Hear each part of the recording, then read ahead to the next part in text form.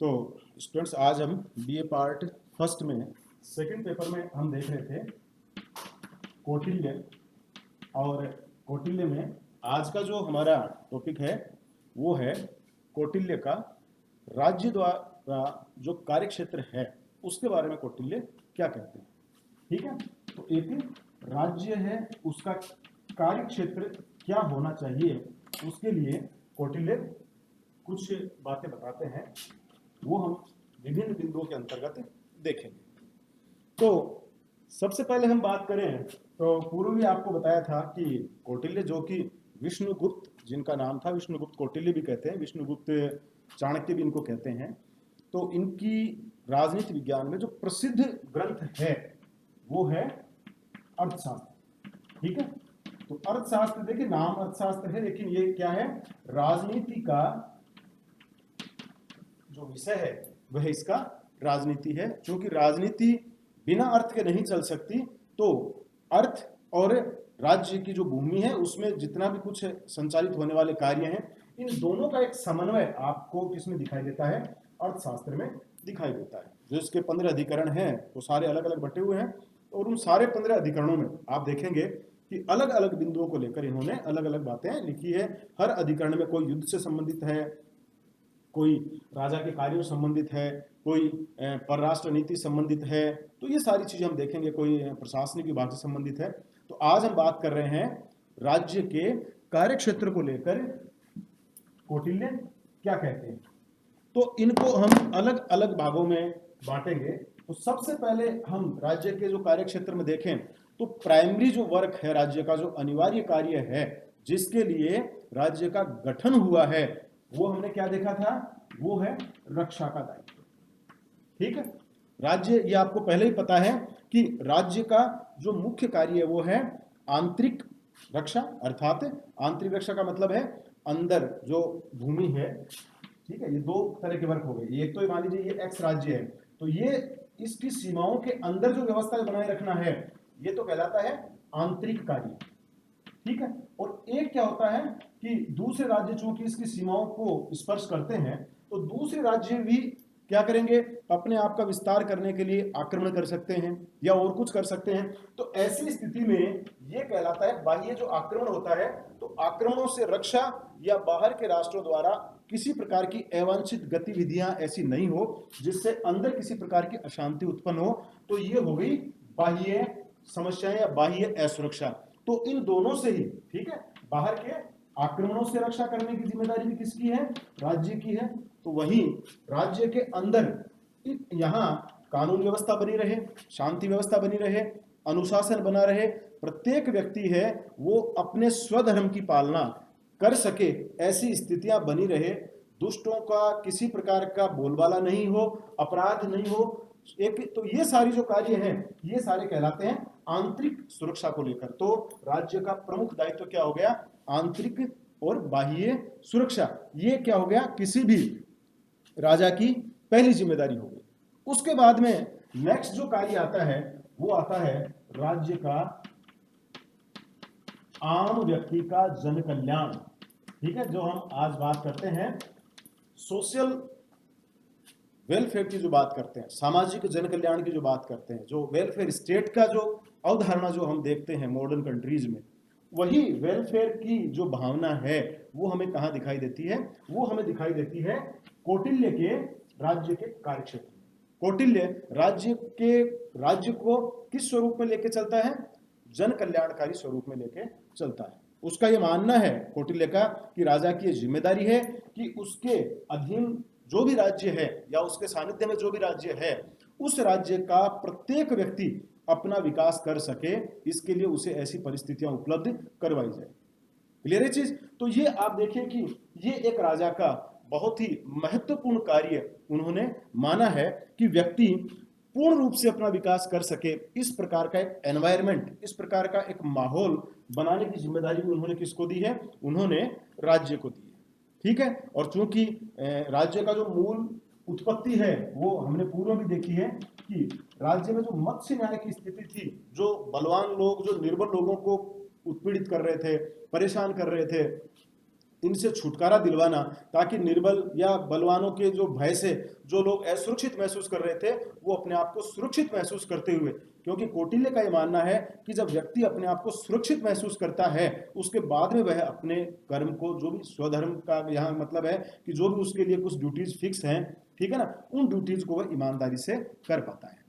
ठीक है, तो राज्य की यह जिम्मेदारी है कि वो मत्स्य न्याय से मुक्ति दिलवाए। राज्य में रहने वाला हर व्यक्ति अपने आप को आंतरिक और बाह्य जो स्थितियां हैं उनसे अपने आप को सुरक्षित महसूस करे।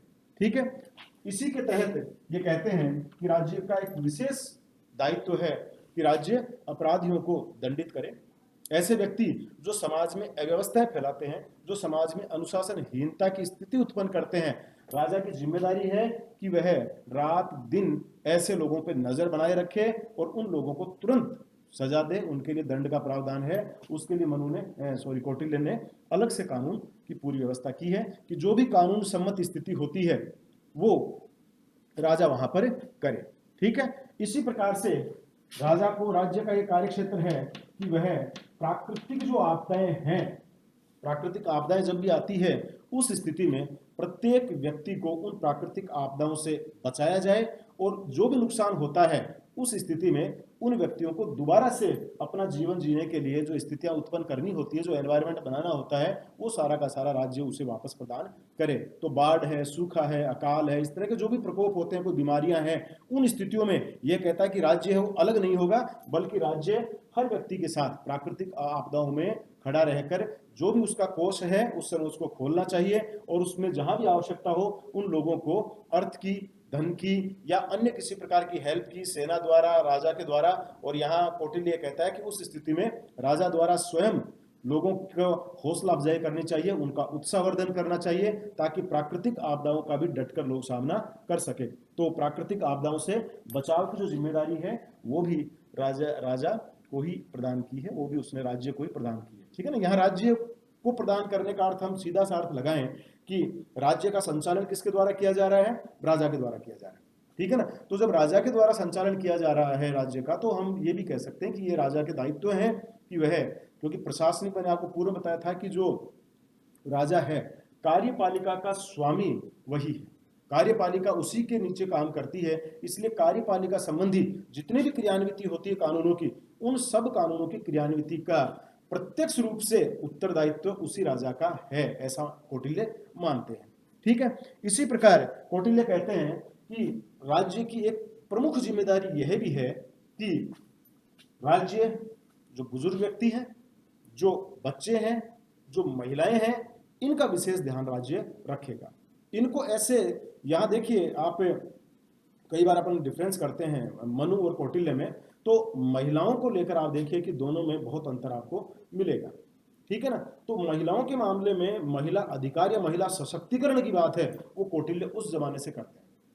ठीक है, ये कई बार एक प्रश्न आ जाता है कि जब महिला सशक्तिकरण में यदि प्राचीन अपन भारतीय थिंकर्स का योगदान देखें तो उसमें आप कौटिल्य का बता सकते हैं। कौटिल्य यहां तक कहते हैं कि यदि, जब उत्तराधिकार के नियम की अपन बात करेंगे तो हम देखेंगे कि उत्तराधिकार में कौटिल्य यहां ये बात कहते हैं कि यदि कोई उत्तराधिकारी नहीं मिल पाता हो, राजकुमार है मान लीजिए वो नहीं है, या और इस सारे, तो पुरुष उत्तराधिकारी, योग्य उत्तराधिकारी, जो दक्ष उत्तराधिकारी नहीं मिलता है, तो उस स्थिति में वह कहता है कि राजा की जो कन्या है उसको भी उत्तराधिकार प्रदान किया जा सकता है। तो उत्तराधिकार के मामले में भी मनु महिलाओं को बिल्कुल पीछे नहीं छोड़ते हैं। वो कहते हैं कि वो, इसका मतलब आप सीधा समझ लीजिए, जब मनु राज्य की जिम्मेदारी महिलाओं को दे रहे हैं तो इसका मतलब कौटिल्य दे रहे हैं, सॉरी, तो कौटिल्य जब राज्य की जिम्मेदारी दे रहे हैं महिलाओं को, तो इसका सीधा सा अर्थ आप ये लगा सकते हैं कि कौटिल्य द्वारा महिलाओं के ज्ञान में उनको पूर्ण विश्वास था और वो इस चीज में समानता मानते थे। पुरुष और महिला समानता यहाँ देखने को मिलेगा, लेकिन ये बिंदु एक अलग से हम डिस्कशन करेंगे इसके ऊपर। तो महिलाओं के सशक्तिकरण के लिए कौटिल्य ने पूरी तरीके से यह और माना है कि ये राज्य की जिम्मेदारी है कि वह इन लोगों के लिए विशेष उपबंध करे। किसके लिए?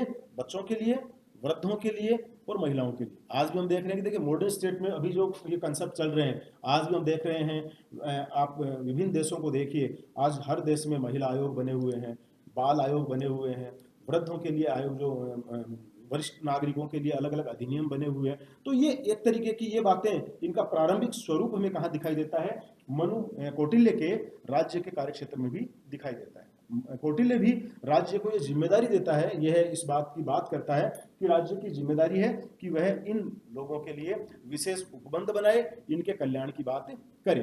ठीक है, अब हम देखते हैं अगली बात।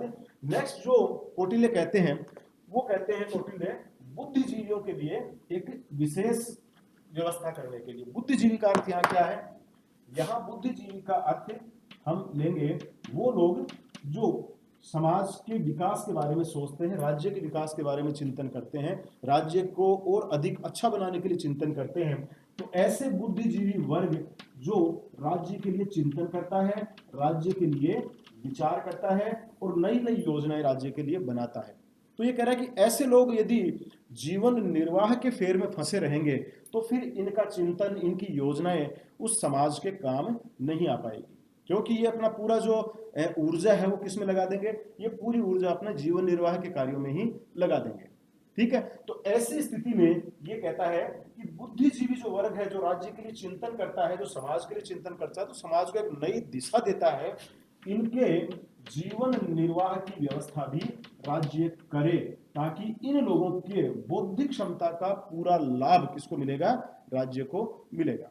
ये बात हमें अरस्तु में भी दिखाई देती है। जब आप वेस्टर्न थॉट पढ़ते हैं, पाश्चात्य राजनीतिक विचारक पढ़ते हैं, तो अरस्तु भी इसकी बात करता है कि जो लोग राज्य के लिए, जिन्हें वह नागरिक की श्रेणी देता है, वो कहता है कि नागरिक वही है जो राज्य के राजनीतिक, विधायी और जो न्यायिक कार्यों में प्रत्यक्ष रूप से भाग लेता है। ठीक है, तो न्यायिक और उस विधि निर्माण जिसको आप कह सकते हैं, तो प्रत्यक्ष रूप से भाग लेने वालों को ही वह नागरिक मानता है। और वो कहता है कि नागरिक तभी अच्छा से कार्य कर पाएंगे, अरस्तु कहता है, जब उसके पास वो दासों का समर्थन करता है। लेकिन यहाँ कौटिल्य उस अमानवीय व्यवस्था को लागू करने की बात न कहकर कौटिल्य यहाँ कहता है कि इन लोगों के जीवन निर्वाह की जो गारंटी है, जीवन निर्वाह की जो व्यवस्था है, वो करना राज्य का कार्य है। तो राज्य के कार्य क्षेत्र में एक आप इस चीज को भी ले सकते हैं कि राज्य के जो बुद्धिजीवी वर्ग है, उनके जीवन निर्वाह से वो मुक्त हो, उसकी व्यवस्था भी राज्य करे। एक जो ये कहते हैं कि जो समाज में जो अभावग्रस्त व्यक्ति है, क्योंकि ये कह रहा है, कौटिल्य का ये मानना है कि जो भी लोग हैं, राज्य की प्रबल जिम्मेदारी है कि उस राज्य में रहने वाला कोई भी व्यक्ति हो भूखा नहीं सोए। ये राजा की व्यक्तिगत जिम्मेदारी है, क्योंकि हर व्यक्ति ने, ये कहते हैं कि जब राज्य का गठन हुआ जिस सामाजिक समझौते के द्वारा, देखिए राज्य के सामाजिक समझौतावादी सिद्धांत, जो सामाजिक अनुबंधवादी सिद्धांत है, उसका समर्थन कौटिल्य करते हैं। तो कौटिल्य कहते हैं कि उस समय यह अनुबंध हुआ था कि राज्य की यह जिम्मेदारी है कि उसके राज्य में प्रत्येक व्यक्ति सुरक्षित रहे। तो सुरक्षा का जो अवधारणा है वो एक बहुत बड़ी अवधारणा है।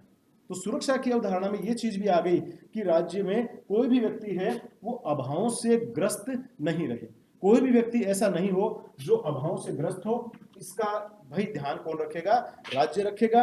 और राज्य उन लोगों के ऐसी स्थितियां हमेशा बनाए रखेगा कि कोई भी अभावग्रस्त व्यक्ति है वो भूखा नहीं सोए और उसको किसी प्रकार का अभाव नहीं हो। इसके लिए हम आगे जब देखेंगे, जब आर्थिक कार्यक्षेत्र में आएंगे, उस समय हम देखेंगे कि अर्थव्यवस्था के लिए मनु केंद्रीकृत अर्थव्यवस्था का विरोध करता है। वो कहता है कि आवश्यकता से अधिक यदि कोई व्यक्ति संग्रह करता है तो वह संग्रह सीधा सा उसका अर्थ होता है कि वो किसी दूसरे व्यक्ति का अधिकार है, उसका, उसको हड़प रहा है। ठीक है ना, जिस व्यक्ति को आवश्यकता ही नहीं है, एक व्यक्ति ने मान लीजिए अपने मकान बना लिया, अपना प्लॉट ले लिया, ये उसकी आवश्यकता थी, निश्चित जो आय है वो एक निश्चित आय के लिए उसने अपना खेत ले लिया। लेकिन अब उससे ज्यादा जब वो संग्रह जब इनका संचय करने लग जाता है, उस स्थिति में अब एक ने एक एक्स्ट्रा प्लॉट ले रखा है और एक व्यक्ति मान लीजिए बिना जमीन के रह रहा है, तो ये कह रहा है कि ये उसका अधिकार उसने छीन लिया। तो अरस्तु यहाँ इस बात की जरूर व्यवस्था करता है। अरस्तु कहता है कि अभावग्रस्त लोगों के जीवन को बचाना, अभावग्रस्त लोगों की रक्षा करना, उनका भरण पोषण करना, उनका हर तरीके से ध्यान रखना, ये भी एक राज्य की जिम्मेदारी है। तो ये हमने कुछ राज्य की जिम्मेदारियां, जो बेसिक जिम्मेदारी है वो है। उसके बाद में जो बात करता है वो है स्वास्थ्य रक्षा। ठीक है ना, तो स्वास्थ्य संबंधी के पहले भी आपको बताई थी कि ऐसी कई प्रकार की आपदाएं कई बार आ जाती है जिनसे व्यक्ति के स्वास्थ्य पर विपरीत प्रभाव पड़ता है। तो स्वास्थ्य के संबंधित इसके लिए वो कहता है कि हर जगह वो उसने काफी व्यवस्थाएं की, वो आप डिटेल्स जब देखेंगे, औषधालयों की व्यवस्था करता है, वो वैद्य वगैरह की व्यवस्था करता है। और ये कहता है कि वो इस तरह के होने चाहिए कि प्रत्येक जो कुटुंब है या प्रत्येक जो गांव है वो उन तक बड़े आराम से पहुंच सके। ठीक है ना, तो ये है उनके स्वास्थ्य की रक्षा। नेक्स्ट हम अगले वीडियो में बात करेंगे राज्य के अन्य जो कार्य क्षेत्र हैं उनकी।